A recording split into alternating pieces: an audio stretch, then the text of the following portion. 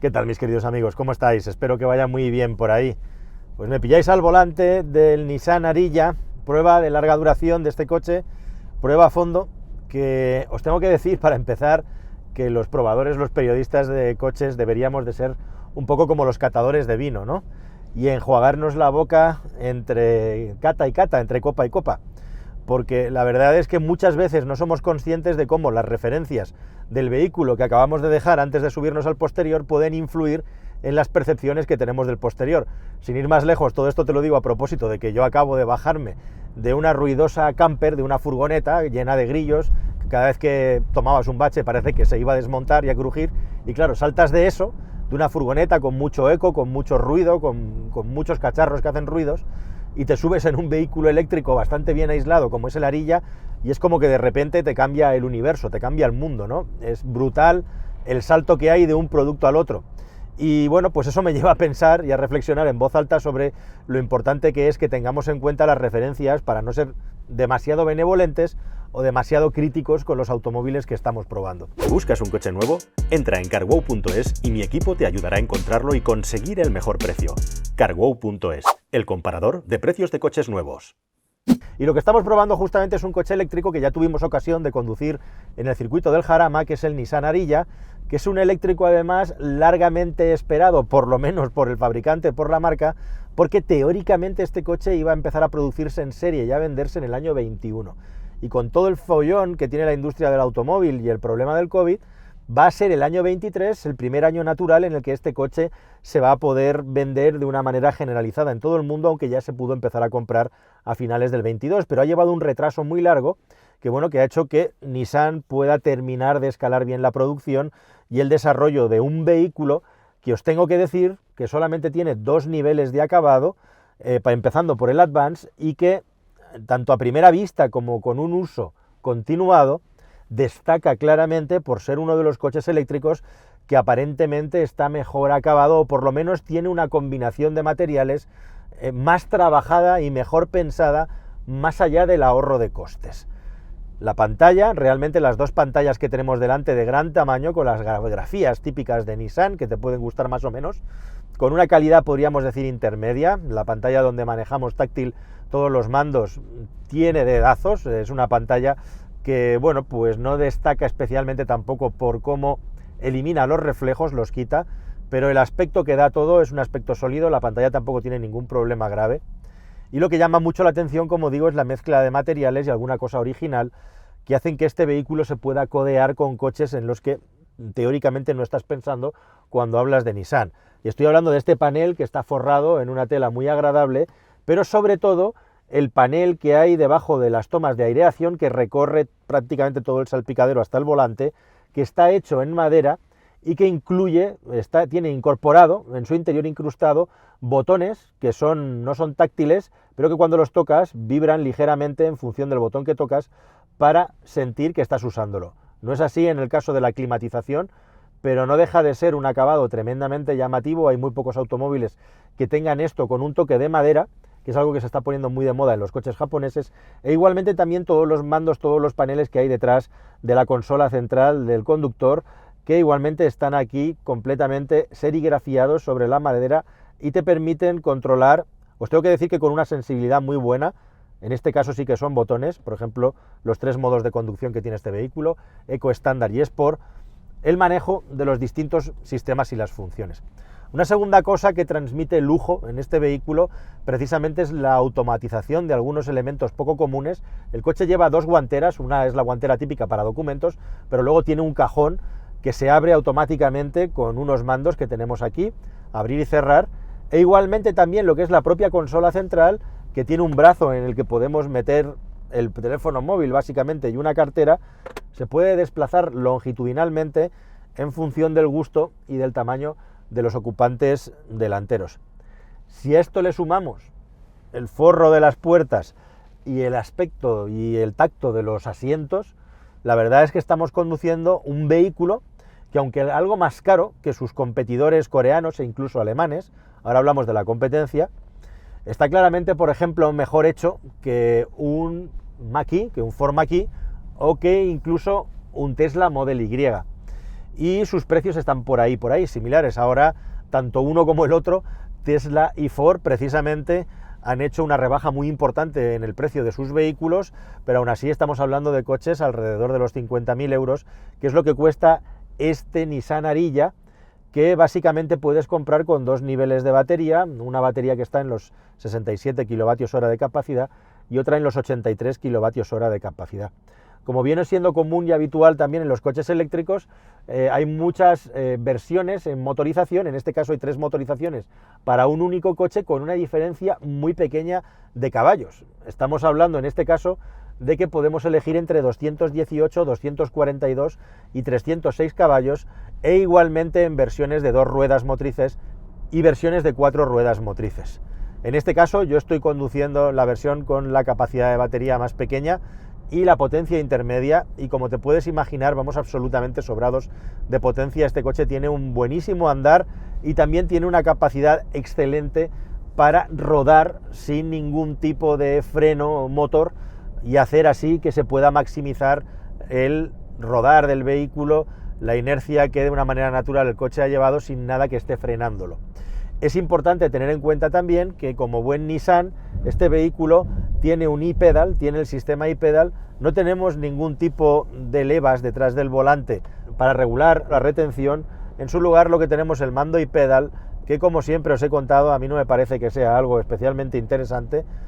Frena mucho, tiene mucha capacidad de aceleración y sí, puede ser interesante cuando estás circulando a muy baja velocidad en un atasco, pero ya cuando estás haciendo rodar el coche, a mi juicio es mucho mejor que el coche se deslice y que tú puedas trabajar con la regeneración simple y llanamente pisando el freno y viendo cuál es el nivel de regeneración que tienes aquí en el panel de la instrumentación. Bueno, de lo que te puedo contar del Ariya, aparte de que es un coche que convence por lo sólido que está hecho, Nissan está haciendo un muy buen trabajo en ese sentido. Es un poco parecido a lo de Renault con el Austral, ¿no? Cuando de repente te subes a un Ariya, a un X-Trail, notas un salto, un cambio importante que por lo menos en la calidad percibida está ahí, y eso no es tan habitual en las marcas de coches, y no hay para nada un gran sonido de rodadura ni del viento. En ese aspecto yo creo que es uno de los coches que más conseguido está dentro de su categoría, e igualmente también destaca porque tiene un tacto, un rodar muy sólido. Y esto es curioso e interesante porque, como le ocurre a muchos vehículos eléctricos hoy en día con baterías ya de cierto tamaño, el peso se dispara muy hacia arriba.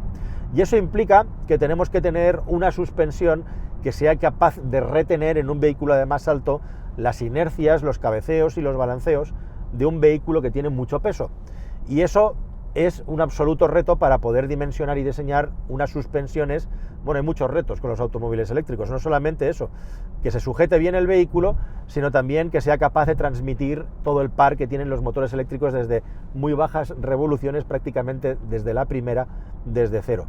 Y eso en este coche está muy bien conseguido. Es un coche que tiene un tacto tremendamente sólido. La dirección, por cierto, te transmite bastante pesadez. Está muy dura para lo que uno está acostumbrado en automóviles modernos y no varía de sensación cuando tocas el mando de sistemas de conducción y lo pones en modo eco. Yo no he notado ninguna diferencia en función del drive mode. Sí que es verdad que en modo sport y en modo estándar tienen un poquito más de retención, pero, y en el eco es cuando más desliza, curiosamente, va al revés del mundo. Se supone que en Sport y en estándar vas a ir más rápido, especialmente en Sport, y la retención del motor eléctrico te podría ayudar a entrar en las curvas, mientras que en el Sport el coche va dejado a vela. Llevo unos neumáticos además all season y la verdad es que tengo que decir que excelente desde el punto de vista del aislamiento del ruido este Nissan Ariya. Esto tiene como contrapartida, sí, que es uno de esos vehículos SUV de corte familiar que no está pensado para ser lo más cómodo posible o para tener la suspensión más blanda posible para mimar a los ocupantes. Es un coche que tiene una suspensión que, especialmente cuando pasas por baches de alta frecuencia, es decir, por sacudidas, puede transmitir un poquito al interior, y quizás sea esa la parte, el peaje que hay que pagar por hacer que este vehículo tenga un buen tacto de conducción y que se sienta muy sólido y fácil de conducir al volante, que eso transmite sensación de calidad. Por contra, esto para nada es un automóvil deportivo, y como vehículo de ese tamaño pues tiene cierto nivel de control y capacidad para absorber los balanceos hasta ciertas velocidades, y a partir de ahí, si insistimos, teniendo en cuenta que como todos los coches eléctricos puede correr mucho, es que vamos a tener unos estupendos deslizamientos del morro que hacen que sea un vehículo de corte completamente familiar y conservador para tener la absoluta seguridad de que esto no se va a ir de madre, ¿verdad? Al respecto de eso también decirte que los frenos tienen un tacto muy bueno, un pelín blando, pero no es un vehículo que cueste de frenar y el tacto de la frenada está conseguido bien para poder apurar y modular la misma. Y en estas que claro, se puede plantear la duda, queridos amigos, de tengo una arilla puramente eléctrico con un consumo, por cierto, de energía que no está entre los mejores de su clase. En su clase está el Volkswagen ID4 o el ID5 o el reflejo en Skoda, que son los Enyaq y Enyaq Coupé, o también están los coreanos y especial y específicamente el Kia V6. Especialmente el Kia V6, que no tiene una carrocería tan de sub como este, tiene algo más de autonomía con un poco menos de batería. No es un vehículo que destaque especialmente, yo creo, por un consumo de energía especialmente bajo, aunque tampoco es una cosa disparatada, que en un uso normal vamos a estar hablando pues de una horquilla que va a estar entre los 18 y los 24 kilovatios hora de consumo en función de todo el rango de velocidades. Para que te hagas una idea, yo ahora mismo estoy conduciendo por circunvalaciones, saliendo desde ciudad y yendo a velocidades de entre 100 y 110, y el consumo medio que estoy experimentando ahora mismo está en los 19,5, 19, 20 kilovatios hora de consumo en función de si voy más o menos rápido. Por ahí tienes la referencia. Bueno, pues que como te decía, ahora Nissan tiene otra solución en un vehículo que ha mejorado infinitamente. Yo creo que es uno de los coches más mejorados sin duda del mercado a partir del año 22, como es el Nissan X-Trail. Un vehículo que no es eléctrico, que tiene el sistema e-Power de Nissan muy interesante en la iteración más potente que el fabricante hace, de 200 caballos, así redondeando,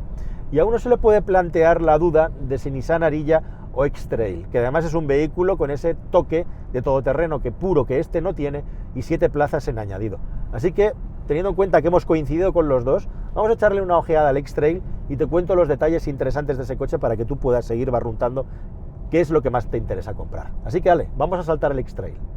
Es nada menos ya que la cuarta generación del X-Trail, que es un vehículo que está posicionado claramente como el sub grande de Nissan, con motor térmico, en este caso híbrido, y Power, con una longitud que se acerca peligrosamente a los 4,7 metros, lo cual lo coloca a competir pues, con toda la amalgama de vehículos sub 4,7 metros hacia arriba. Solamente hay versiones e-Power, todas las versiones tienen etiqueta Eco en el X-Trail, es una cosa interesante, van desde la versión con el motor 1.5 desnudo que lleva microhibridación para llevar esa etiqueta Eco, 163 caballos, y luego las e-Power de 213 caballos en el caso de la e-Force, es decir, la 4x4 que añade un segundo motor eléctrico para que el vehículo tenga tracción integral. Bueno, este es un coche que a pesar de que el X-Trail siempre ha estado caracterizado por ser un vehículo con pretensiones todoterreno, está ahora muy bien pensado para llevar ocupantes y para viajar. Ha ganado muchísimo en aislamiento e igualmente también tiene un maletero bastante aprovechable, que no es que sea de récord, pero por lo menos con el tamaño que tiene el vehículo cunde bastante, y con un sistema híbrido que tiene un funcionamiento que yo creo que es muy agradable y suave, en el que el gasto de combustible quizá no sea la gran ventaja. Ya estamos hablando de un coche de gran tamaño y que tiene, pues eso, cierto peso y una pared aerodinámica que superar, con consumos que si te pones alegre conduciendo te pueden ir fácilmente a los 9 litros y que en un uso normal van a estar en alrededor de los 8 litros. Tiene soluciones que tienen otros coches de Nissan como el Qashqai, como esas puertas que se abren de una manera muy generosa hasta los 90 grados, faros de LED que dan una iluminación igualmente muy potente por la noche y sobre todo y por encima de todo muy buen acabado respecto a modelos anteriores, con algún detallito por ahí que no es tan bueno, pero en general muy buena sensación de acabado, que hacen que para mí el X-Trail sea uno de los coches, podríamos decir, más mejorados de todos los que he probado en los últimos tiempos, si lo comparamos con versiones anteriores. Es un coche que además, sobre todo por eso, por cómo ha evolucionado desde el punto de vista de vehículo de trato duro y barato para tener un coche grande con estética de todoterreno, a sub de hasta 7 plazas, con buena calidad en el interior y buen espacio en el habitáculo, pues es una evolución muy positiva que puede hacer que las ventas se multipliquen a pesar de que su precio ahora ha crecido. Al final, en las plazas traseras llevan directamente un espacio no solamente grande para las piernas, sino que hay elementos que hacen que este coche sea muy útil, como las banquetas con ajuste en longitud, que tienen más de 20 centímetros para poderlas recorrer, tomas de carga, climatización, cortinillas laterales. Vamos a tener un muy buen trato para los ocupantes traseros e igualmente una tapicería muy agradable. Un coche que tiene un comportamiento dinámico muy sano, muy bueno, muy bien filtrado, tanto de aire como de suspensión, y en el que, bueno, pues hay muchos detalles, son típicos de la marca de Nissan, que nos dan un buen resultado con las últimas actualizaciones. El maletero, pues según lo que seamos capaces de mover los asientos, va a estar entre los cerca de 500 y los casi 600 litros, siempre según los datos que ofrece el fabricante. Una buena cifra, que lógicamente se reduce mucho cuando tenemos 7 plazas y que tiene también el añadido, el regalito de tener una conexión para 12 voltios en la parte trasera del vehículo. Así que para mí este X-Trail se ha convertido en, podríamos decir algo así, como una especie de mini Toyota Land Cruiser para aquellas personas que necesiten un vehículo con buenas capacidades fuera del asfalto, pero que da muy buen confort para conducir por carretera, y un sistema híbrido que lógicamente tiene que tirar de una carrocería de 2 toneladas de peso, casi 1.900 kilos, y con una aerodinámica que no es especialmente agraciada. Aún así, tiene suficiente fuerza como para moverse pues, con mucha facilidad, y aunque no es un todoterreno puro, lo del Land Cruiser lo digo lógicamente porque recuerda un poco por las proporciones a ese tipo de vehículo más pequeño y sin menos capacidad todoterreno, puede ser un vehículo familiar muy apropiado para muchos tipos de familias distintas, sean más o menos dinámicas, sean más o menos camperas. ¿Y a vosotros qué os parece? ¿Cuál os gusta más? ¿Cuál os compraríais con esta gama de precios? A mí la verdad es que el Ariya me ha convencido. Me ha gustado mucho, ya te digo que me parece que está mejor hecho que coches eléctricos que valen más dinero, y con todas esas particularidades me parece una muy buena opción, teniendo en cuenta esos detalles que no son tan buenos de este coche, especialmente el consumo, pero que no son un problema grave, especialmente si tiras por la batería de mayor tamaño, pensando en viajar. Para ciudad, por supuesto, te sobra. Tiene además ese déficit del maletero. Estamos hablando de que en la versión normal, qué decir, de la versión integral, en ninguna de las dos llegamos siquiera a acercarnos a los 500 litros de maletero, que es un poco, ¿no? Por contra, es un vehículo con mucho espacio interior, especialmente para las piernas, y específicamente una cosa que hay que tener en cuenta también, la posición de conducción, podemos llevarla pues a un nivel bastante bajo. Es que necesitamos esos centímetros porque para personas muy altas, con este techo de cristal que llevamos doble, puede llegar a tocarte la cabeza si vas bordeando, yo creo que algo más de 1,90 m, 88, 90, 92, ya la cosa aquí se complica si tienes el techo cerrado. Eso también hay que tenerlo en cuenta. Nada más, queridos amigos, ahí os dejo la gran pregunta, la gran cuestión, si X-Trail o Ariya. Ya me contaréis qué os parecen. El X-Trail, como os digo, también es una grata sorpresa para lo que estábamos esperando de un X-Trail hasta la fecha, y el Ariya es un automóvil pues con una sabia combinación de elementos idénticos, incluidos los tecnológicos, con todo lo nuevo que lleva, pero sin que esto se convierta en una feria de botoncitos, lucecitas o cosas inútiles que están aquí exclusivamente para epatar al vecino, sino directamente para darnos servicio y paz a la hora de conducir. Muchísimas gracias y un fortísimo abrazo a todos vosotros. Adiós.